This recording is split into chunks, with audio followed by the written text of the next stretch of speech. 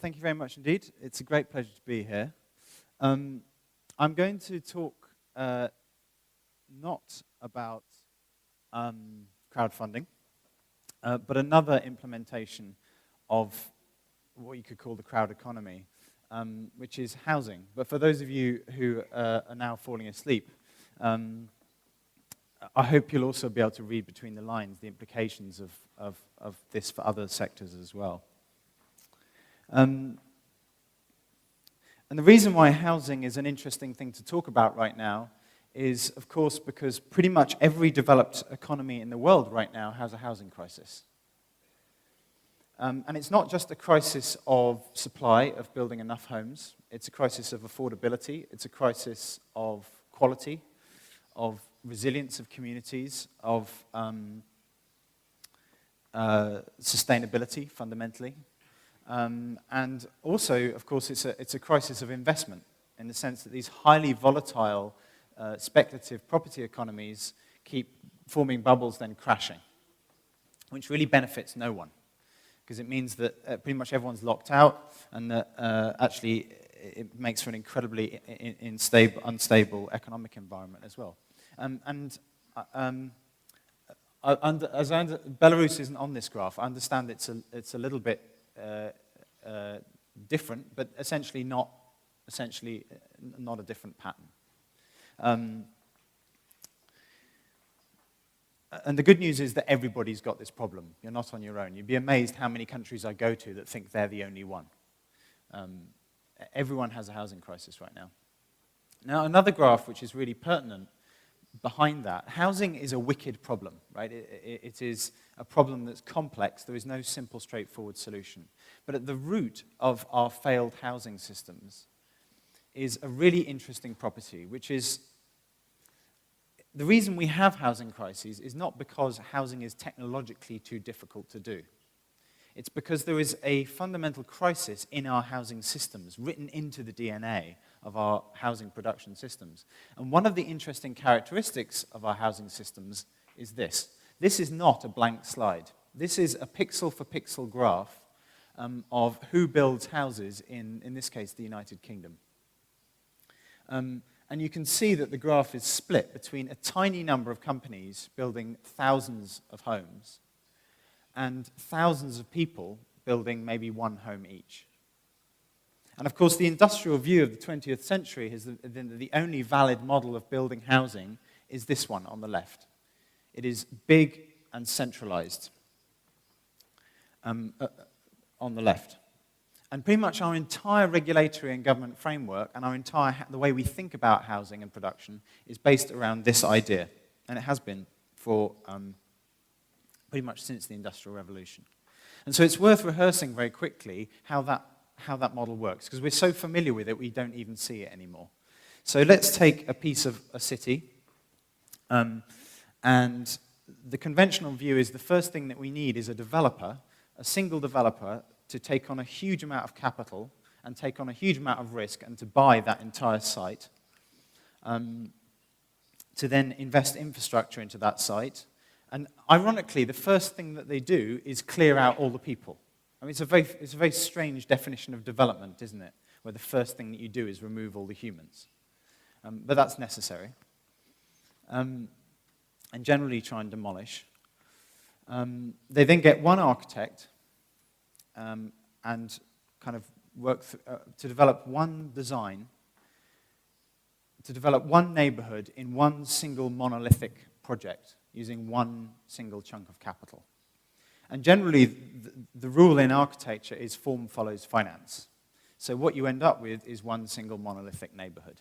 And that is what's around us, all around the world. And we then procure these buildings, again, through one construction company, using largely mechanized processes, and entirely financed through the monetary economy, based on this kind of one-size-fits-all average human being. And let me know when you meet this average human being. I've never met them. I don't know who they are. But if you find them, let me know.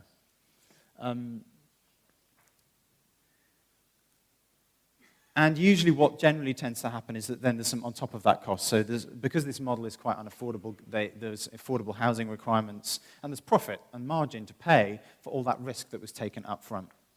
So let's say at the end of this, the cost per unit, and this is obviously in sterling, but you could replace this with almost any currency, is £280,000 a house.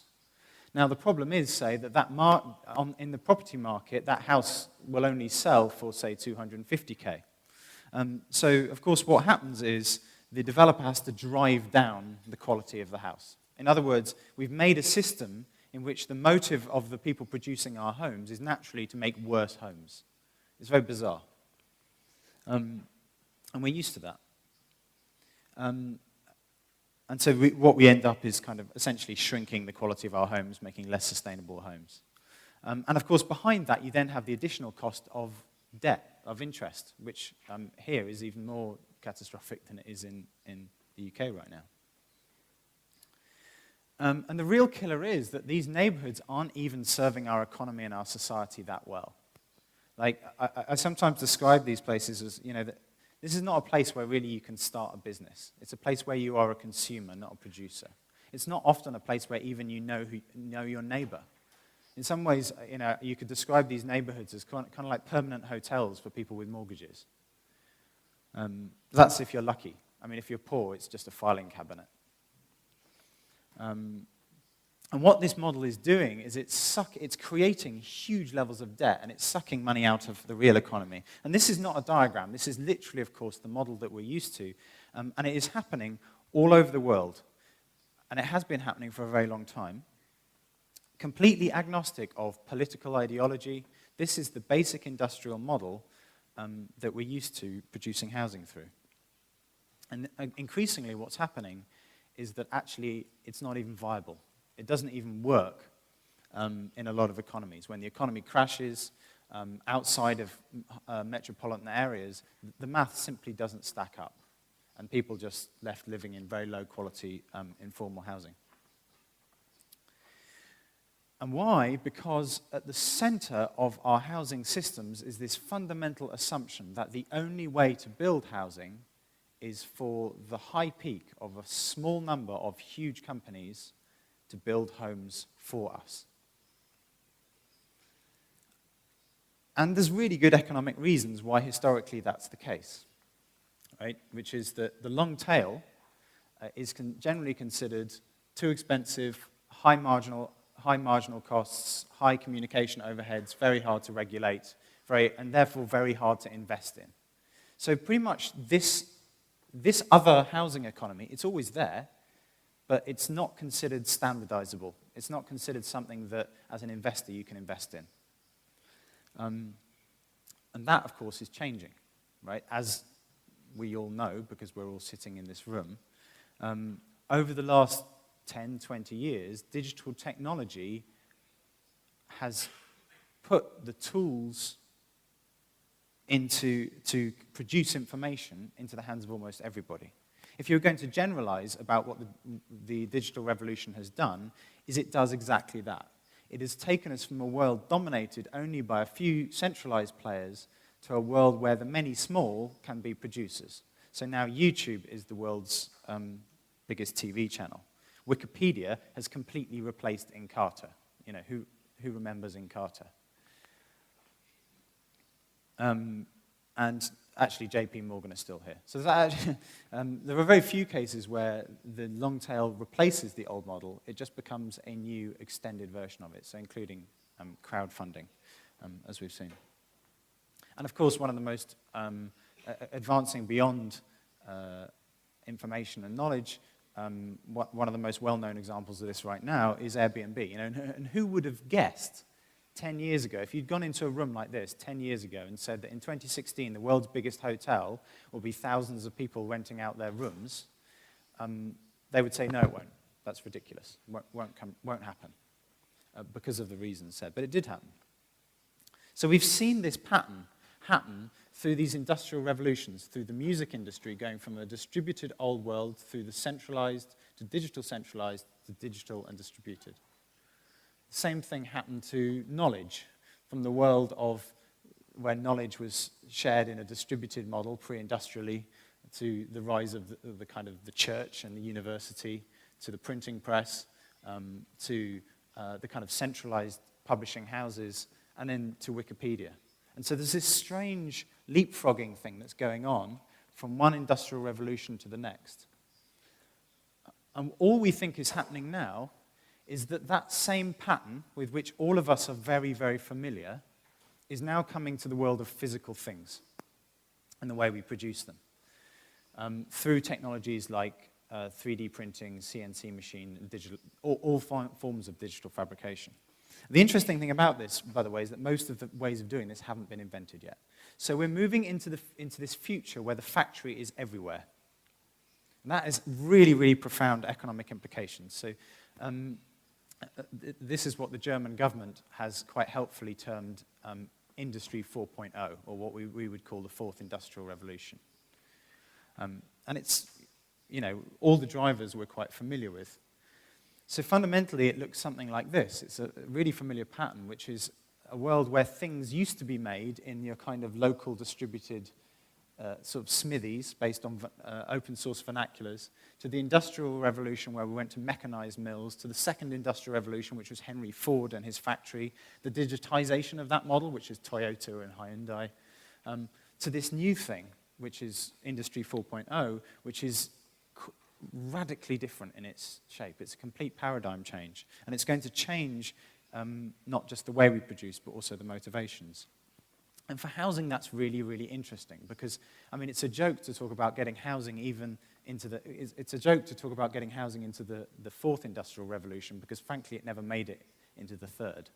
It barely made it into the second, actually. And there's this big conversation about saying, well, why can't we take the way we produce housing from this to something more like this? Well, actually, there's really, really good reasons. And what we're seeing in the early stages of the Wikihouse project is this, which is that traditionally everyone says, if you're going to prefabricate housing, you need a factory like the one on the left. The problem is it costs you, say, at least 10 million, probably more like 50 million pounds to set it up. And then it can produce one product. So what tends to happen is that these factories form, the investors all come together, and then it goes bust because there's a downturn. What we're seeing is suddenly this distributed network of small micro-manufacturers can outperform or at least match the performance of these players on the left because they have an inbuilt resilience, but they can produce high-quality products. And that really was the kind of shift that led to the beginning of the Wikihouse project. So the Wikihouse project fundamentally is about combining these elements and applying them to housing. And that was our experiment. So the first thing is we realized we were now in a world where design information can be shared as code. So we can share design solutions as code. The powerful thing about the ability to share design information as code is that suddenly you can move into a future where instead of design professionals resolving the same problems over and over again, we can move into a design economy where you can open source them, where no design problem ever needs to be solved twice, which is incredibly powerful in terms of, for example, we can make sure that the design solutions to the critical challenges of, for example, sustainability, building a sustainable house, we can massively lower the marginal costs around them. So the first thing, of course, is that basically we could start to do the same revolution that we'd seen in code and open source code, we can now begin to apply to the design of physical things, where as a designer, instead of just producing an object, you can share the design of that object and then allow another designer comes along, takes that for free, but what they do is they improve it, and the designer one then reabsorbs that improvement. So suddenly you're able to be part of, even as a small person sitting on your own in a room, you're able to be part of an R&D team of thousands of people. The other thing that's really crucial, though, is that as soon as you can share design as code, you can code design. So what we can start to do is to move towards what we call parametric design models, where effectively the design knowledge is encoded as an algorithm which will literally write design solutions. So it spells the end of one size fits all. And the really crucial thing about this is that it is designing within rules. So we can make essentially web-based environments which do not allow the user to go wrong. So you cannot break the building regulations, for example. It's impossible, it won't let you. And of course, what this is also doing is spitting out directly all the manufacturing information and the costings. So suddenly what was previously incredibly an opaque process, incredibly risky, suddenly becomes almost completely de-risked because you know exactly what the thing is going to cost. So these are, I mean, that's just very early stage prototypes. But so that then spits out files which you can then feed to a machine like this. And you can buy the cheapest ones of these machines for about $2,000 or $3,000.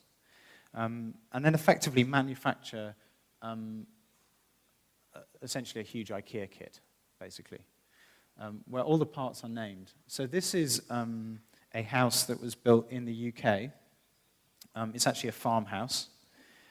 It was built, the main structure was built in a few days. And the really interesting thing about this video is that there is not a single construction professional in it. Now, there could be, by the way. That would be possibly even faster. But this is the crucial thing, is that this is just the farmer and their friends coming together to build the house. But the house that they're building is not some kind of shack. It is, when you get the laser measure out at the end of the day and measure the length of the house, it's within 7 millimeters of the computer model along its length. Now, usually to get that kind of precision, you need to go to a German company, frankly. And this was built by a farmer. So suddenly we can see the ability to put the tools and the industrial capability to build very, very high-performance, low-energy products into the hands of small companies and local economies, which is really, really interesting, right? So all those things that made the long tail too difficult, we can begin to design through. And of course, we've open-sourced this. This is the great thing about the Wikihouse project. So over the last few years, there's been these teams all over the world taking these technologies, adapting them, improving them. I could talk for hours about them, but I'm afraid I don't have time. And you're probably quite pleased I don't have time. But it's just at that stage now with the project where it's moving from a kind of R&D stage into a point when architects are beginning to do full commercial pilots and explore what they can do with this technology and the types of housing and the types of designs that they can produce with it. And so if you're interested, you can actually go on GitHub right now to this URL, and you can download all the files for a small one-bedroom house which you can build for about 43,000 euros. It's just a nice energy-efficient one-bedroom house. And we're also interested in developing a kind of what we could call a full-stack building system. So it's not just the structural technology. Within the project, we've got teams who are beginning to work on other subset technologies within the house, including straightforward things like doors or energy recovery ventilation systems, which save a huge amount of the energy of a home. But the main technology that the project has started with is this chassis system, which uses standard, widely available timber panel products to produce this very high-performance product. Now, I love this photo because actually I was there, and it's some happy memories. But actually, the real reason I love this photo is this photo. I get invited to come and stand on stages like this because this is supposed to be innovative and high-tech, but my admission is that it's not. Actually, this is how we built homes throughout most of history. We just forgot how to do it for 200 years, right? There's a fundamentally different economy, a fundamentally different set of motives at work here. The difference is that now we can return to them with industrial tools, which the 20th century, our tools were too blunt to allow us to do that. And so this goes to this kind of leapfrogging approach. As The Economist puts it, the next industrial revolution looks more like the weavers' cottages than Ford's assembly line. And this is what we think is the future house building economy. Now, the third industrial revolution version is good. We need all of that. We need all of the above. But actually, it's incredibly powerful if these technologies are going to allow us to unlock a whole new housing sector that at the moment is completely not valued.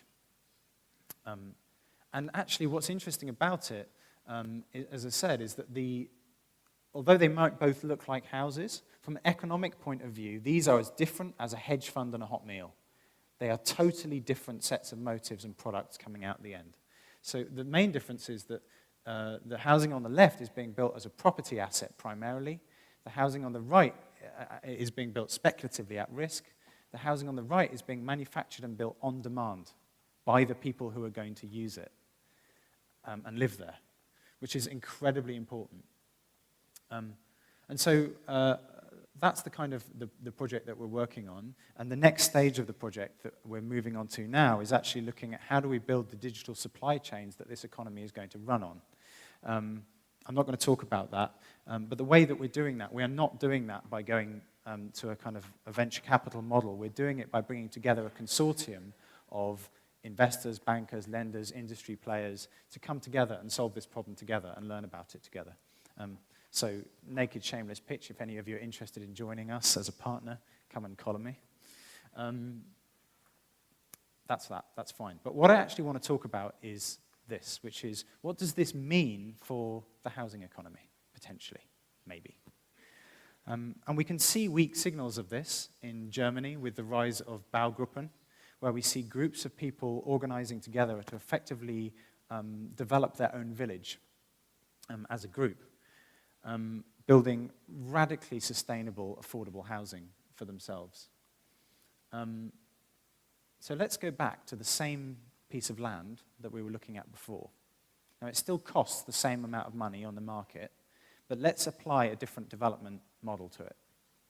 So instead of selling it to one developer with one large chunk of capital, let's divide it up into plots and sell it directly to the people who are going to live there. So cutting out that intermediary. And the next thing we need to do is that we need to, our planning systems aren't really designed to deal with this, so we need to design ways for local governments to apply planning rules, what are called design codes, and they can do that digitally. So essentially, you can buy a plot of land which comes with a preset of planning rules that tells you what you're allowed to build, and as long as you stay within the rules, they don't need to hear from you. And the first thing you might do is invest in building local capacity, building microfactories in the area, producing jobs and developing skills for a tiny cost, right? So we can set up a microfactory for maybe 25,000 euros. And then, of course, people are then free to set about building the house for themselves after the infrastructure has been installed, or to upgrade existing buildings. Now, the really interesting thing about this is, of course, you end up with a kind of more diverse neighborhood, but fundamentally, the same house on the same bit of land has cost us less money. So the first way it's cost us less straight away is by just not having an intermediary, not having a developer. So straight away, we've taken about a third off the price of the house. But there's other things we can do. So next thing is, if people are prepared to put in a bit of sweat equity by doing some of the work for themselves, that can bring the price down even further. So it's reducing their dependence on debt by bringing their own capital, basically, their own sweat capital. And then also what they might be able to do is spread the project, build the house in stages over many years. So again, you can get down to a point where your initial build cost is a fraction of what it would normally cost in the old economy. That's kind of interesting. This is way, way less than 250K. The other thing, of course, is that we're talking about making a seriously circular economy, actually building low-energy homes. Pretty much every government in the world right now has a policy to reduce the energy consumption of homes. And yet there is only one group of people with a motive to put more insulation in the walls. That's the people who are going to pay the heating bills. And the moment you put those people in charge of the procurement process, hey, guess what happens? Sustainable houses start coming out the system because they have a value interest in them. So, and also, of course, you're building really resilient neighborhoods that grow, where you can start a business. They're going to change and adapt. These are really, really good platforms for the economy. And they're smart, hopefully, as well. And this isn't fiction, by the way. This model is being piloted in various places all around the world. The Dutch have really led the way on showing how effectively it can work. And of course, the neighborhoods it produces are beautiful. And so that's pretty powerful, this idea of, without changing anything about the land economy, fundamentally we can make a different housing sector that we can scale up. But what I want to talk about, just to finish with, is, if you like, to go back to that, how did we do this? This isn't magic, the idea that we got actually a better house on the same site for less money. It wasn't magic. So what is it economically that's actually going on? And what could that mean in terms of a kind of wider conversation? The first thing that's going on is that the old economy, which used only money as an intermediary and just had to manage risk as best it could, it was building properties to build them and then sell them. What is affectionately regarded in the UK as the buy, borrow, build, and bugger off model. The problem is that they therefore see everything as a cost and nothing as an investment. And so, but if you actually look at the cost of a house, the build cost is, say, something like 80,000. But if you look at that house over 25 years, what you actually see is that the costs to the person who's going to be living there, or the cost to the municipality, absolutely dwarf the build cost. But we've never found a way of taking this value and investing it into our housing sector. So we've been completely dependent only on a very short-term speculative model that isn't able to take this capital on the right-hand side. And a good example of this is Solar City. They've absolutely nailed this business model by basically coming to a distributed energy as a service model where they can take the energy costs over 25 years and use it to get to a point where up front you can get solar panels on your roof for no money. So they are using exactly this model of taking a 25-year view. So the moment the people who are going to live in the homes become partners rather than consumers, we can unlock new forms of investment. And that is going to be one of the big paradigm changes, I think, in urban development and housing in the next half-century. But the other thing is this, which is that it forces us to challenge our kind of paradigm attitude of the 20th century. So the story we've told ourselves of the 20th century was the battle between the public sector and the private sector. And the assumption was that these are the only people who can produce things. And of course, depending which political ideology you go with, you know, one is bigger, one is smaller, whatever. But fundamentally, both of those are highly centralized models. And then along the way, you got this thing called the third sector, and you got these slightly, in neoliberalism, we had this kind of interesting, possibly slightly flawed alliances between these two models. But what all of this approach ignored was another sector, which was kind of hidden there all along, but no one saw it, which you could call sector zero, which is the citizen sector. And no one called it a sector because it was there before anyone knew that a sector was a thing you could be. But actually, citizen sector is huge. And if you look in areas like, for example, care, actually it's the citizen sector that does most of the work. So if you find yourself in a system, which we often seem to, where the big institutional systems of the state and the market are failing to address these fundamental needs of our lives, we could do a lot worse than build digital tools and infrastructure that unlock the capacity of the citizen sector. And in order to do that, we need to understand that the operating system that these things run on is what we could call the commons or the fourth sector. Organizations like Wikipedia, like the World Wide Web Consortium, which are hosting these common infrastructures upon which the entire economy runs. And they don't cost much money, by the way. Like, the actual running cost of these organizations is tiny, but if you think about it, a huge percentage of the economy runs on them every day. Like, most things run on Linux.